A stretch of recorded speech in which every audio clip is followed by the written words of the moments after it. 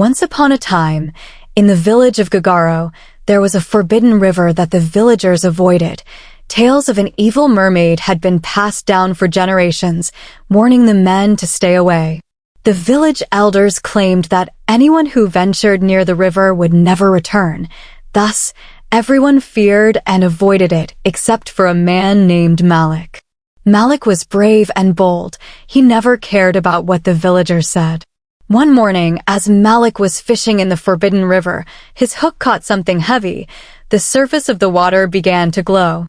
Malik pulled hard and, to his surprise, a golden mermaid, unconscious, emerged from the water. As he dragged her to the riverbank, the mermaid opened her eyes and, with a sudden movement, pulled Malik into the depths of the river. He found himself in a cave with shallow water and an air pocket. "After centuries, I've finally caught a man," the golden mermaid said as she approached him. She caressed his face and declared, "You will be my husband." Malik begged her to let him go, but she refused. Every night, the mermaid would lie with him. One day, when the mermaid was away, Malik managed to escape. He swam to the surface and returned weekly to the village. The villagers were shocked to see him alive after months of disappearance. Malik told them about the golden mermaid and what she had done to him. A few days later, the mermaid, now pregnant, called Malik back with an enchanting song. Unable to resist, Malik returned to the river, where she gave birth to a daughter. The villagers, alarmed by Malik's disappearance, rushed to the river and killed the mermaid despite her pleas. Malik, refusing to abandon the child, fled the village with his daughter, whom he named Damari, meaning death of the sea. Damari grew into a strong and beautiful young woman, unaware of her past. One day, she heard strange drumming sounds near a large river. Curiosity led her to follow them. At the river, she met Mabaro, a villager, and they swam together. Suddenly, Mabaro was pulled underwater by two large mermen. Shocked, Damari followed them and discovered an underwater kingdom where mermaids and mermen were holding a festival. The mermen dragged Mabaro to the center of the kingdom for a sacrifice. Damari tried to intervene but was captured. The mermaids were astonished when they realized Damari could breathe and speak underwater. The leader, a two-tailed merman, declared her an abomination and prepared her and Mabaro as sacrifices to a massive fish deity. When the fish swallowed them, Damari's blood touched its tooth, breaking it. The fish, enraged, spat them out onto a distant jungle shore. Weak but alive, Damari and Mabaro clung to each other and began their journey through the jungle until they stumbled upon a path leading back to Gagaro. In the village, the elders listened skeptically as the girls recounted their story. The next morning, Damari and Mabaro went to bathe in the river. As soon as Damari touched the water, she transformed into a golden mermaid. The villagers, horrified, attacked her. Mabaro tried to defend her, but was struck by an arrow. Captured and surrounded, Damari learned the truth from an elder. Her mother had been the mermaid they killed years ago, and her father, Malik, had betrayed the village by saving her. Furious and heartbroken, Damari's cries summoned a tornado of water, destroying the village. The great fish appeared and carried Damari and Mabaro back to the underwater kingdom. There, the mermaids recognized Damari as royalty. "She is one of us," they murmured. Accepting her destiny, Damari vowed to protect her people and bridge the gap between the worlds of land and sea. In the underwater kingdom, Damari emerged from the fish's mouth. The mermaids and mermen stared in awe as the golden glow of her scales shimmered in the light. The two-tailed merman, their leader, approached her cautiously. "You are not just any mermaid," he said. "You are a descendant of our royal bloodline." The crowd murmured in astonishment. Mabaro, still weak from her injuries, was carried gently to safety by the kingdom's healers. Meanwhile, Damari began to understand her place in this new world. The leader explained that her mother had been a powerful mermaid queen who fell in love with a human, breaking the sacred laws of their kind. When the humans betrayed her, her death had caused a rift between the two worlds. Damari, torn between her human upbringing and her newfound identity, decided to confront her father, Malik, who was still searching for her. Guided by the kingdom's warriors, she swam back to Gagaro with Mabaro. The village, now in ruins from the water tornado, was in chaos. Malik, disheveled and desperate, was among the survivors. When Malik saw Damari in her golden mermaid form, his face filled with both relief and guilt. "Damari," he whispered, dropping to his knees. "I tried to protect you." Damari approached him, her voice steady but filled with emotion. "You hid the truth from me," she said, "but you are still my father." She extended a hand to him. The villagers, led by the elders, began to gather around. "She's a monster," one shouted. "She'll destroy us all." Mabaro stepped forward, her arm bandaged but her voice strong. "No, she saved me. She saved all of us. You are the ones who destroyed her family." The leader of the underwater kingdom appeared, flanked by warriors, his powerful presence silencing the crowd. "Your hatred has caused enough pain," he declared. "It is time for change." He turned to Damari. "You are the bridge between our worlds. What will you do?" Damari took a deep breath, her scales shimmering. "We cannot undo the past," she said, "but we can choose a better future. I will unite our people not through fear, but through understanding." She extended her hand toward the village elders. "Will you join me?" The elders hesitated, but Malik stepped forward, his voice trembling. "I was wrong to hide the truth.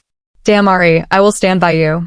His words swayed the villagers, and one by one, they began to lower their weapons. Over time, Damari worked tirelessly to mend the rift between the humans and the merfolk. With Mabaro by her side, she created a new bond between the two worlds, ensuring that the mistakes of the past would not be repeated. Years later, as the village of Gagaro thrived in harmony with the underwater kingdom, Damari was remembered as the golden mermaid who united two worlds. Her story became a legend, passed down to future generations, a testament to the power of love, forgiveness, and connection. The two-tailed merman stepped forward again.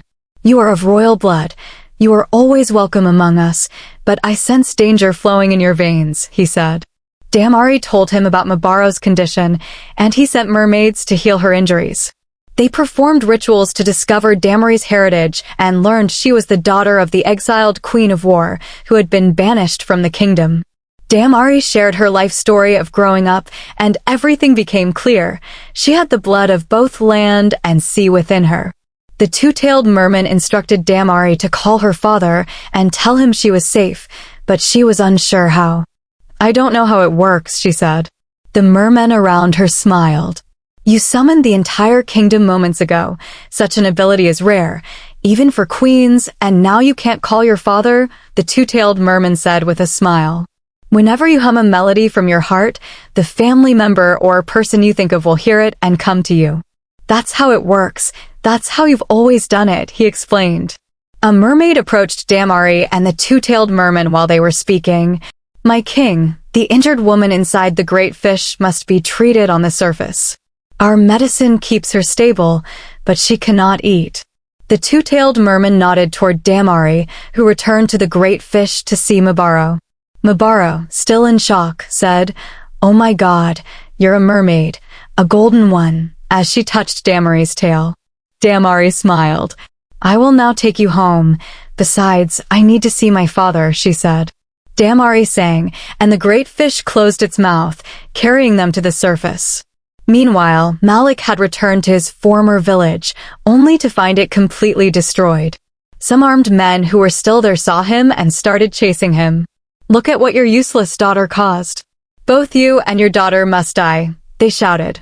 Malik, convinced his daughter was still alive, suddenly heard a familiar song, drawing him toward the river in the new village.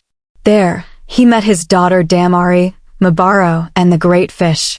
Malik ran to Damari and embraced her.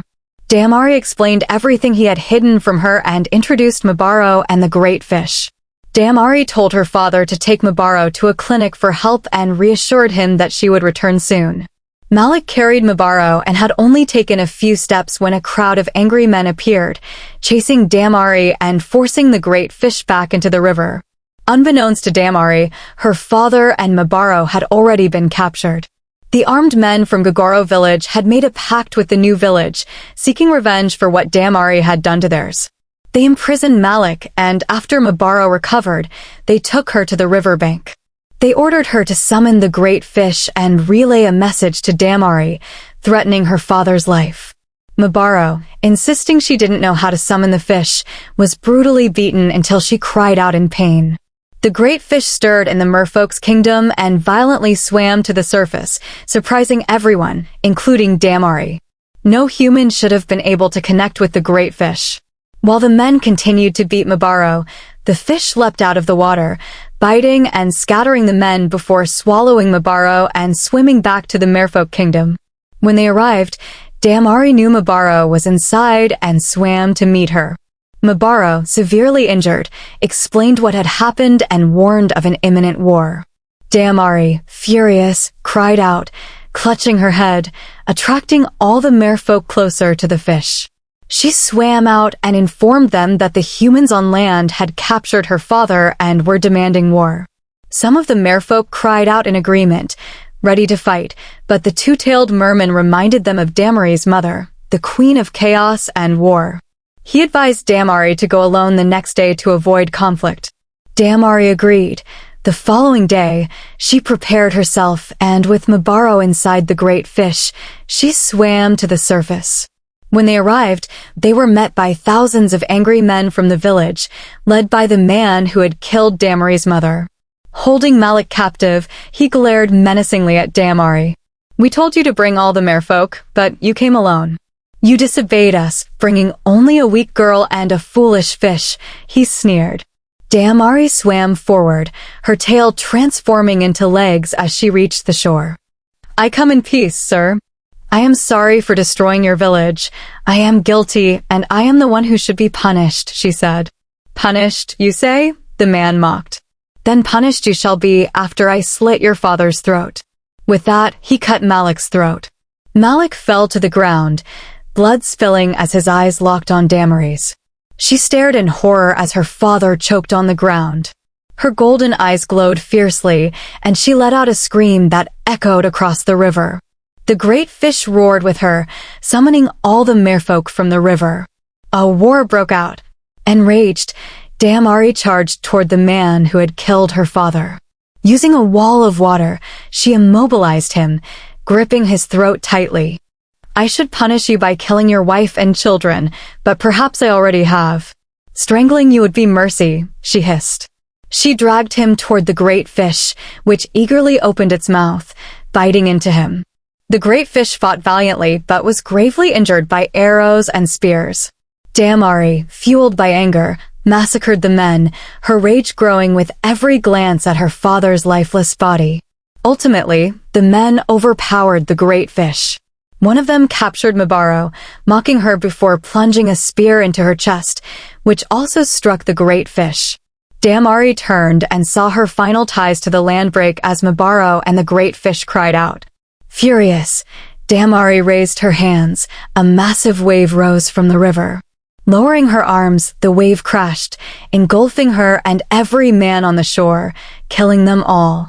From that day on, Damari was never seen again. The river's color changed to two distinct hues, flowing separately. Some say it was the blood of the fallen men and merfolk.